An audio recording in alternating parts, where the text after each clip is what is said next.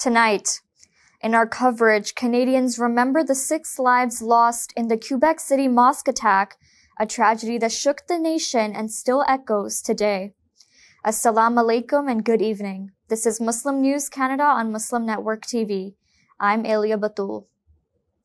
Today is the 8th anniversary of the Quebec City Mosque massacre. On January 29, 2017, people gathered to offer evening prayers. A gunman opened fire, killing 6 worshippers. 19 were injured, many of them permanently disabled. The massacre shocked the nation. Events were held leading up to and on the date, but attendance was lower than in previous years. The president of the Centre Culturel Islamique de Quebec, Mohamed Libidi, has expressed concern that people are starting to forget the tragedy and its impact on the Muslim community. He says turnout for the mosque's open house and conferences was disappointing. Prime Minister Justin Trudeau has reaffirmed Canada's commitment to fighting Islamophobia. In a statement, he honored the victims and pledged to stand with Muslim communities against racism and discrimination. Islamophobic violence continues in Canada. The National Council of Canadian Muslims is calling out for more action, urging Canadians to speak out and confront Islamophobia. The group cites an attack in London, Ontario, where 4 members of a Muslim family were killed in 2021. The Canadian Muslim Vote, a non-profit organization, echoes the message.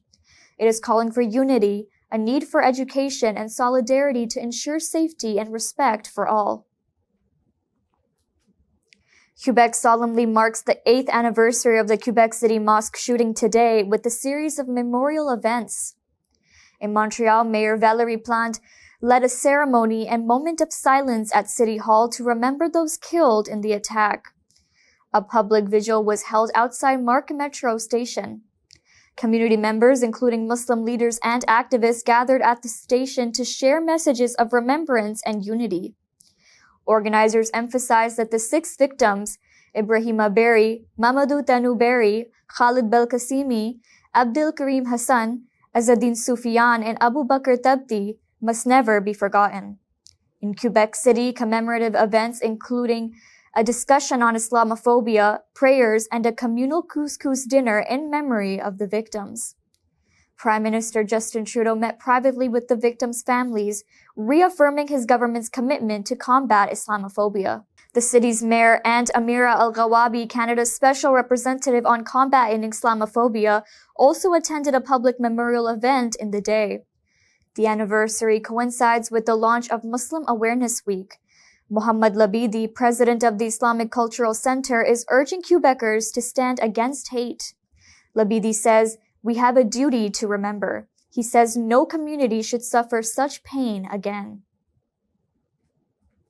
The U.S. Senate has blocked a bill that sought to sanction the International Criminal Court for releasing arrest warrants for Israeli Prime Minister Benjamin Netanyahu and former Defense Minister Yoav Gallant.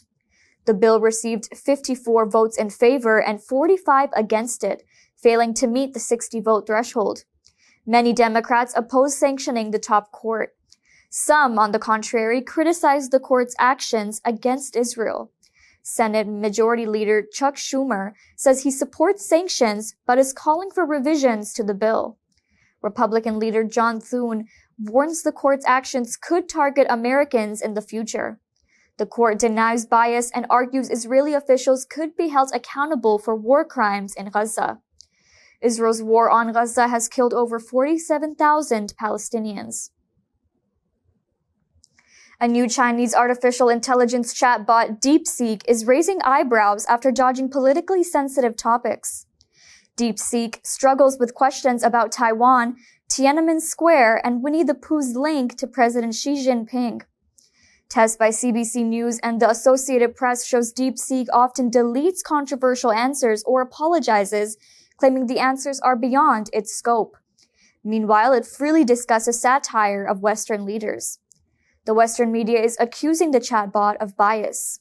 This comes as the chatbot has quickly become North America's top free app, shaking up financial markets. Experts warn that DeepSeek's data collection stored on Chinese servers could pose privacy risks. Analysts say DeepSeek's censorship could be a preview of China's growing influence in global tech. Users are urged to be cautious, especially if they have ties to China.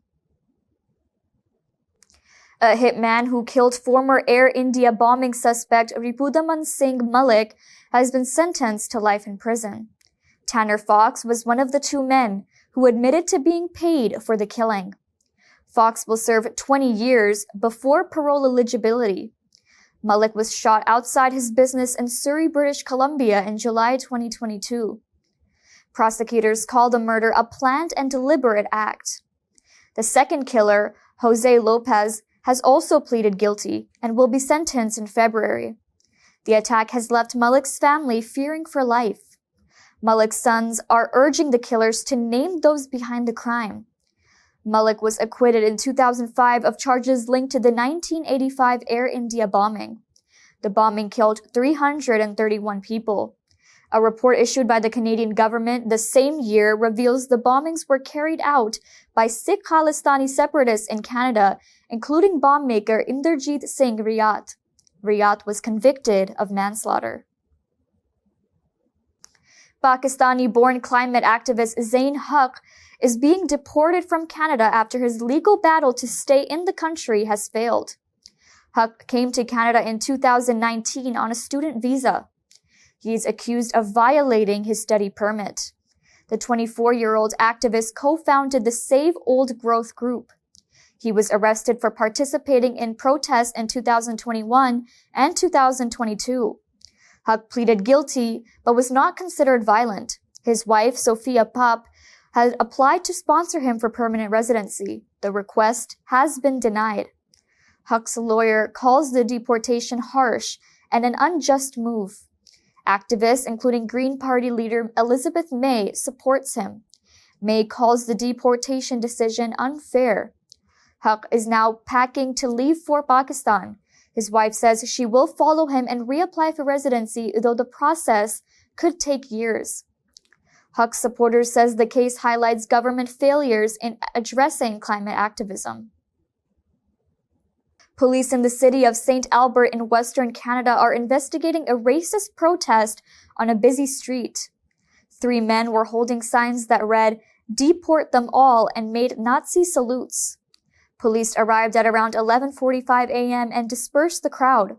No arrests were made. Alberta police stressed their commitment to safe and inclusive communities.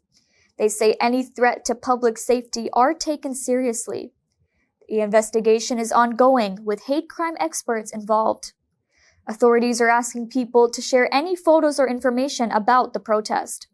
Canadian lawmaker Heather McPherson strongly condemns the act, calling it disgusting. She says racism has no place in society. And now, as we head towards the blessed month of Ramadan 2025, we are introducing a new segment to keep you updated on the events happening in your city, called Ramadan Events Save this Date. The Muslim Womenpreneurs Network is presenting Ramadan Expo 2025 with a difference. This year, the expo shines a spotlight on the enduring beauty and spirit of Palestinian culture, a beacon of resilience and hope in challenging times. The first event will be held in Montreal on Saturday and Sunday, February 8th and 9th. Come and discover premium kufiyas, hand-painted ceramics, and stunning traditional thobes. Watch an exclusive performance of Dabke artists, explore a vibrant bazaar with over 300 vendors, our international halal food court, kid activities, VR space, and business workshops. Visit ramadanexpo.co for tickets and details. That's all from our Toronto studios. Thank you for watching Muslim News Canada. We are a community channel dedicated to bringing you stories you can trust. Please like, share, and subscribe to our content. You can also comment to let us know what you think of our coverage. You can donate now by visiting muslimnetwork.tv/donate. For more content, keep watching Muslim Network TV.